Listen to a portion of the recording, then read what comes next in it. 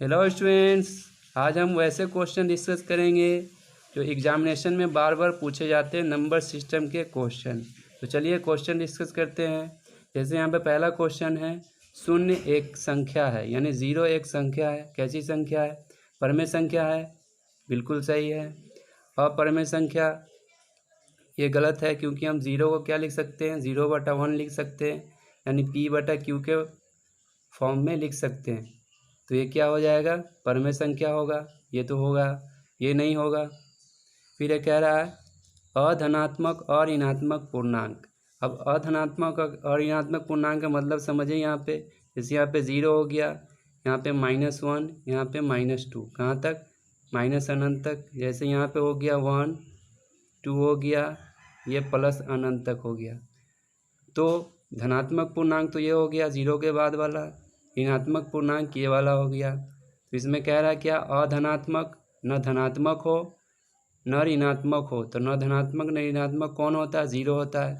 ये भी सही है, सी भी सही है, यानी दोनों ए और सी दोनों ऑप्शन सही, यानी डी वाला ऑप्शन बिल्कुल सही है। फिर नेक्स्ट क्वेश्चन हम लेते हैं। जैसे दिया हुआ सबसे छोटी अभाज्य संख्या। तो सबसे छोटी अभाज्य संख्या क्या होता है? 2 होता है, जो सम संख्या है। सबसे छोटी अभाज्य संख्या 2 है। तथा अधनात्मक और ऋणात्मक पूर्णांक हमने अभी ऊपर डिस्कस किया। अधनात्मक और ऋणात्मक पूर्णांक क्या? 0। अब इसका क्या करना है? हमें गुणनफल करना है। तो गुणनफल कभी भी करेंगे तो क्या आ जाएगा? 0 आ जाएगा। तो यानी ऑप्शन क्या होगा? सी होगा। स्टूडेंट इसमें हमेशा कन्फ्यूज़ होते हैं अधनात्मक और ऋणात्मक पूर्णांक में। तो 0 होता है अधनात्मक और ऋणात्मक, तो इसको जैसे ही 2 से मल्टीप्लाई करेंगे 0 हो जाएगा। फिर नेक्स्ट क्वेश्चन है परिमेय तथा अपरिमेय संख्याओं का गुणनफल। अब देखें यहाँ पे कोई परिमेय संख्या हम लेते हैं, जैसे 2 ले लिए, एक अपरिमेय संख्या लिए √3 ले लिए। तो एक परिमेय संख्या है, एक अपरिमेय संख्या है। तो इसका हम कैसे करेंगे? मल्टीप्लाई करेंगे तो क्या होगा? 2√3। 2√3 क्या है? अपरिमेय संख्या है। तो कभी भी परिमेय संख्या और अपरिमेय संख्याओं का गुणनफल करें या जोड़ करें या घटाव करें या भाग दे, हमेशा क्या आएगा? अपरिमेय संख्या आएगा। क्या आएगा? अपरिमेय संख्या आएगा। जैसे हम इस दोनों को जोड़ते, परिमेय संख्या प्लस अपरिमेय संख्या, तभी भी ये क्या आता? अपरिमेय संख्या। अगर इस दोनों को जैसे डिवाइड देते 2/√3, तभी भी ये क्या होता? अपरिमेय संख्या होता। इसका घटाव करते तभी भी अपरिमेय संख्या होता। तो यहाँ पे क्या हो जाएगा? ऑप्शन अपरिमेय संख्या। दो परिमेय संख्याओं के बीच क्या होती है? केवल एक परिमेय संख्या या अनंत परिमेय संख्या या कोई परिमेय संख्या नहीं। अनंत परिमेय संख्या होगा। जैसे हम लेते हैं परिमेय संख्या 1 भी है, 2 भी है। अब इसके बीच कितने परिमेय संख्या? बहुत सारे हो जाएंगे। जैसे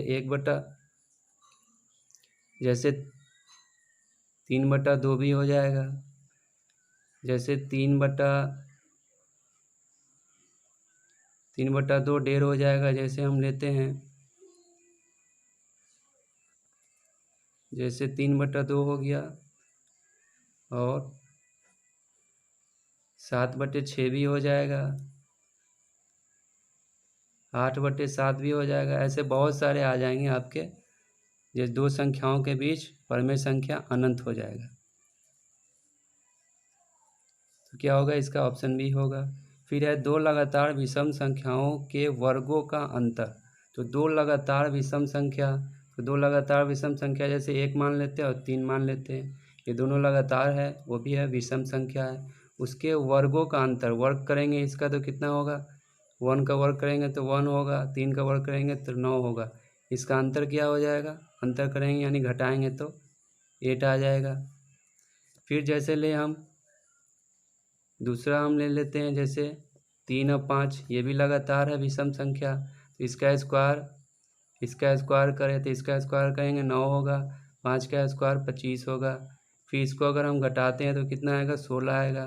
तो ये हमेशा क्या होगा? 8 से डिवाइड होगा। तो दो लगातार विषम संख्याओं के वर्गों का अंतर हमेशा क्या होगा? 8 का मल्टीपुल होगा, यानी 8 से हमेशा ये भाग हो जाएगा, डिवाइड होगा। फिर यहाँ पे ये क्वेश्चन है शेषफल का है। किसी संख्या को 5 से भाग देने पर शेषफल कितना आता है? 3 आता है। तो वो संख्या क्या रहा होगा? इसमें ऐड कर देंगे। क्या करेंगे? ऐड कर देंगे। 5 + 3 रहा होगा वो संख्या। अगर किसी संख्या को 5 से भाग दिया जाए, शेषफल 3 आता है, तो वो संख्या क्या रहा होगा, उसको हम ऐड कर देंगे जिससे भाग दे रहे हैं, तो वो संख्या 8 रहा होगा। फिर कह रहा है उसी संख्या के वर्ग को, तो वो संख्या तो मिल गया 8, उसी संख्या के वर्ग को 5 से भाग दिया जाए, यानी इस संख्या का वर्ग यानी क्या होगा, 8 का स्क्वायर यानी 64। तो इसको 5 से भाग दिया जाए तो कितना शेषफल बचेगा, 5 से भाग देंगे तो 60 पूरा पूरा कट जाएगा, बचेगा कितना, 4 बचेगा, यानी इसका शेषफल कितना होगा, 4 हो जाएगा, इसका शेषफल 4 हो जाएगा। तो स्टूडेंट ये जो थे क्वेश्चन इंपॉर्टेंट क्वेश्चन थे, बार बार एग्जामिनेशन में पूछे जाते हैं। अगर वीडियो हेल्पफुल हो तो दोस्तों में ज़रूर शेयर करें। अगर कोई डाउट हो किसी क्वेश्चन में तो कमेंट सेक्शन में भी लिखें, और सब्सक्राइब नहीं किए हैं तो सब्सक्राइब करें। Thank you.